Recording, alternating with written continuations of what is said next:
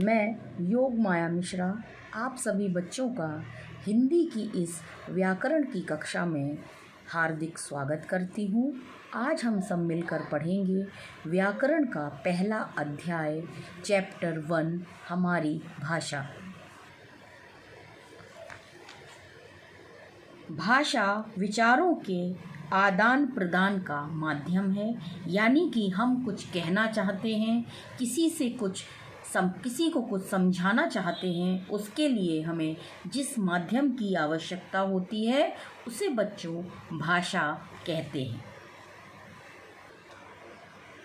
यहाँ पर चित्र में देखिए बच्चों, एक पुलिसमैन ट्रैफिक को यानी कि वाहनों को कंट्रोल कर रहा है, तो उसमें जो इशारे का प्रयोग कर रहा है उसको सांकेतिक, ये भी एक प्रकार की भाषा है जिसको हम सांकेतिक भाषा कहते हैं, यानी कि इशारों के माध्यम से ये अपनी बात को कहने का प्रयास कर रहा है।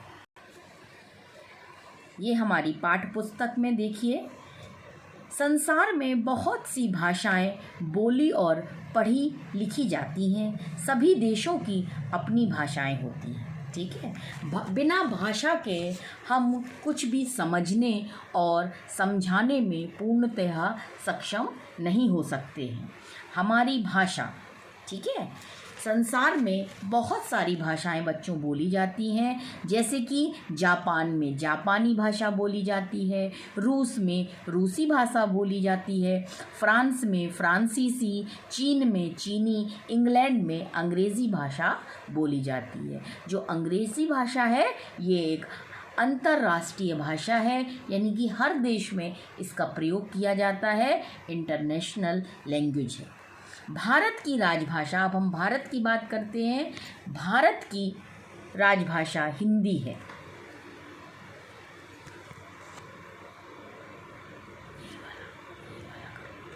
भाषा के दो प्रकार होते हैं बच्चों, मौखिक और लिखित, यानी कि एक जो हम बोलकर अपने वाक्यों को प्रकट करते हैं और दूसरा जो लिखकर, यानी कि मौखिक की क्या भाषा हुई, जिस भाषा को मुख से बोला तथा कानों से सुना जाता है उसे मौखिक भाषा कहते हैं, और लिखकर अपनी बात प्रकट करना तथा लिखा हुआ पढ़कर दूसरे की बात को समझना भाषा का लिखित रूप कहलाता है।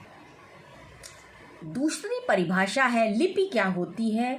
भाषा के लिखने का ढंग लिपि कहलाती है। अब हमें ये देखना है कि किस भाषा को किस लिपि में लिखा और पढ़ा जाता है। सबसे पहले आती है हमारी मातृभाषा, हमारी राजभाषा हिंदी। हिंदी की लिपि कौन होती है बच्चों? इसको देवनागरी लिपि में लिखा जाता है। ये हिंदी विश्व की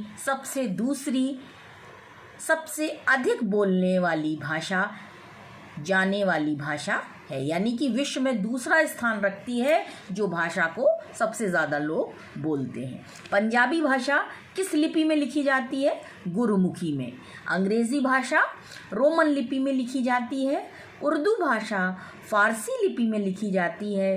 बंगला भाषा को बंगला लिपि में लिखते हैं। गुजराती भाषा एक बार पुनः देवनागरी लिपि में लिखी जाती है, और मराठी भाषा का भी माध्यम देवनागरी लिपि है।